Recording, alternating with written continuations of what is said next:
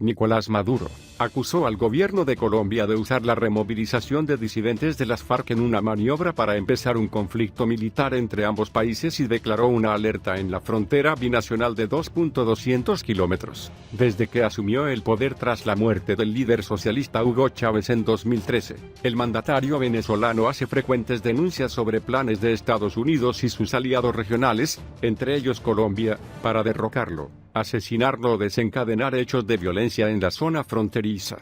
Su par colombiano, Iván Duque, le califica por su parte de dictador. El gobierno de Duque no solo ha metido a Colombia en una guerra que recrudece, sino que ahora pretende un falso positivo, un montaje para agredir a Venezuela y empezar un conflicto militar, dijo este martes Maduro, culpando a Bogotá de una maniobra para escalar acusaciones falsas y aumentar tensiones. He ordenado al comandante estratégico operacional de la Fuerza Armada, el almirante Remigio Ceballos, y a todas las unidades militares de la frontera declarar una alerta naranja frente a la amenaza de agresión, agregó durante un acto ante oficiales. Duque había acusado a Maduro de dar albergue al grupo disidente de las Fuerzas Armadas Revolucionarias de Colombia FARC que, liderado por Iván Márquez, ex número 2 del movimiento guerrillero, anunció su rearme en un video divulgado el pasado jueves tras apartarse de los acuerdos de paz suscritos en 2016. Quiere acusar a Venezuela de ser causante de una guerra de 70 años en Colombia. Esa guerra es de Colombia y lamentablemente está recrudeciendo a pesar de los acuerdos de paz, respondió el gobernante venezolano. Maduro, quien no precisó qué implica una alerta naranja, convocó además a ejercicios militares en la frontera del 10 al 28 de septiembre.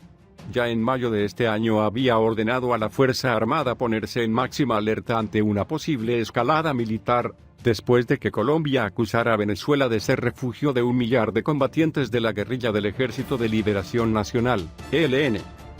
Guaidó promete cooperación. El líder opositor Juan Guaidó, jefe del Parlamento reconocido como presidente encargado de Venezuela por medio centenar de países, prometió más temprano colaborar con Colombia para ubicar a grupos irregulares en Venezuela. Vamos a colaborar con la detección de estos grupos, declaró a periodistas Guaidó, quien se autoproclamó presidente encargado luego de que la mayoría opositora del legislativo declarara usurpador a Maduro, acusándolo de haber obtenido su reelección en votaciones fraudulentas. El Congreso, según Guaidó, autorizará el uso de tecnología satelital para ubicar campamentos y sitios de despegue de aeronaves para el tráfico ilícito de drogas. No está claro, sin embargo, cómo podría implementarse ese apoyo, pues el jefe legislativo carece de control sobre el aparato militar, cuya cúpula se declara leal a Maduro. Cruce de acusaciones. Washington, que mantiene un duro paquete de sanciones contra el gobierno de Maduro, respaldó a Colombia. Elliot Abrams, representante especial de Estados Unidos para la crisis de Venezuela, aseguró el jueves pasado que disidentes de las FARC y miembros del ELN contaban con ayuda y cooperación del chavismo. Pero Venezuela, ya insistió el sábado en denunciar presuntos complots dirigidos desde Colombia. Ese día, el ministro de Comunicación e Información, Jorge Rodríguez, aseveró que las autoridades habían frustrado atentados con explosivos contra instalaciones públicas en Caracas y vinculó su denuncia con Duque. 3 personas han sido detenidas.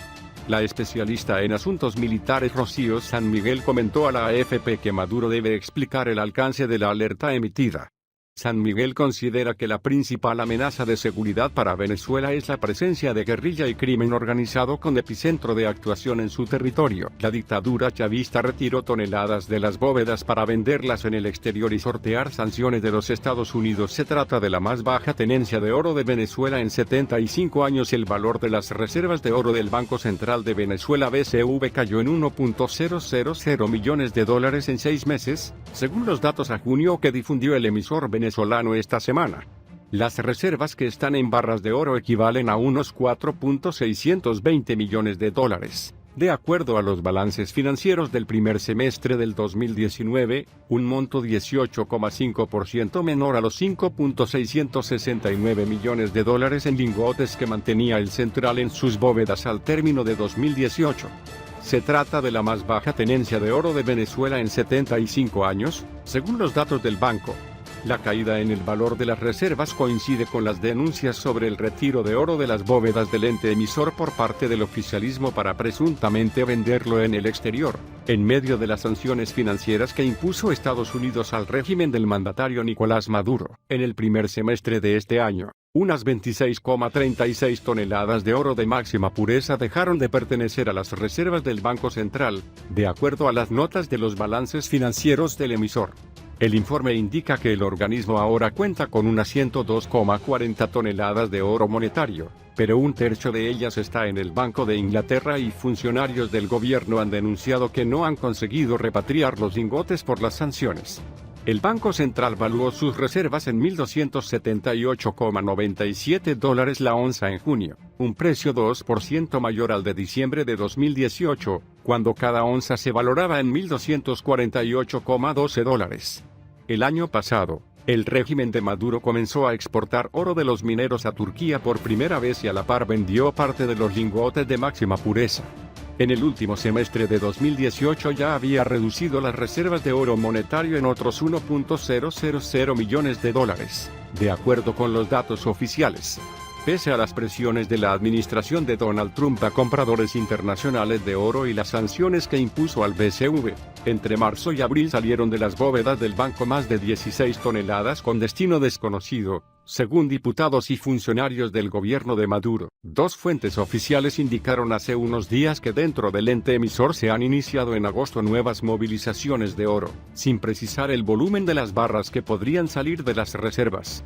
Desde hace 2 meses, el Banco Central reforzó su seguridad con la llegada de más militares, agregaron las fuentes. El economista afirmó que la situación venezolana no mejorará en el corto o mediano plazo si en el país no hay un cambio político. Luis Oliveros, economista venezolano, aseguró este lunes que el régimen de Nicolás Maduro todavía no entiende cuáles son las medidas que debe ejecutar para frenar la inflación en el país.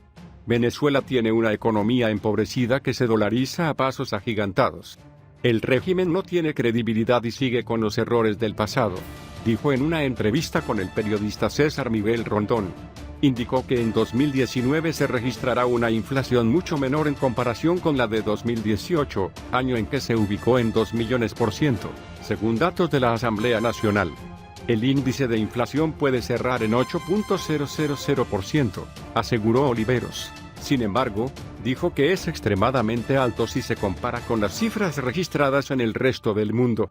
Agregó que la inflación mensual en septiembre y octubre posiblemente se ubicará entre 35% y 40%.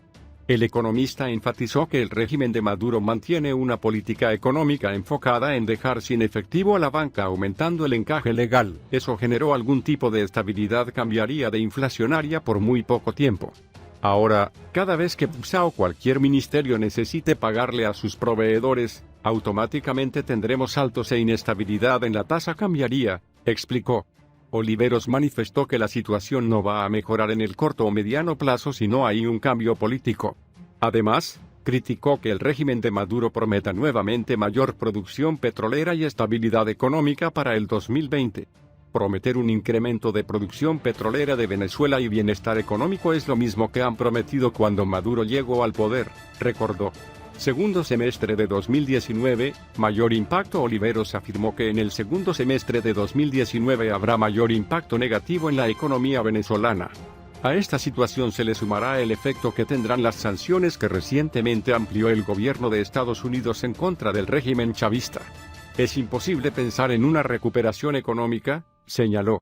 Explicó que las recientes sanciones generarán más problemas al sector privado en el país, que tiene claro que sus cuentas bancarias en Estados Unidos pueden ser cerradas. Agregó que las empresas norteamericanas podrían cesar sus operaciones en Venezuela para evitar inconvenientes con Donald Trump. La crisis migratoria que atraviesa Venezuela no está entre las 5 peores del planeta, según una reciente lista publicada por la Agencia de la ONU para Refugiados ACNUR, pese a que la propia organización ha dicho que hay 4.296.777 venezolanos refugiados y migrantes en todo el mundo.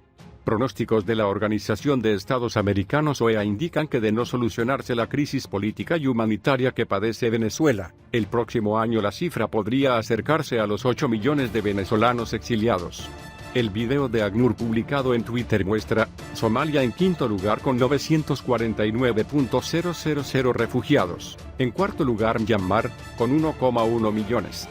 Le sigue en tercer lugar, Sudán del Sur con 2,3 millones de refugiados, Afganistán en segundo puesto con 2,7 millones y en primer lugar Siria con 6,7 millones de personas que han salido de ese país debido a la guerra. Organismos internacionales y de derechos humanos reconocen que los venezolanos salen del país para huir de la violencia, la inseguridad y las amenazas, así como la falta de alimentos, medicinas y servicios esenciales. Sanciones económicas y la creciente presión internacional no han conseguido la salida del cargo del presidente en disputa Nicolás Maduro, cuyo mandato es visto como ilegítimo por más de 50 naciones, entre ellas Estados Unidos. El gobierno encargado que lidera Juan Guaidó ha insistido en que la migración venezolana se produce debido a la crisis humanitaria que padece la nación.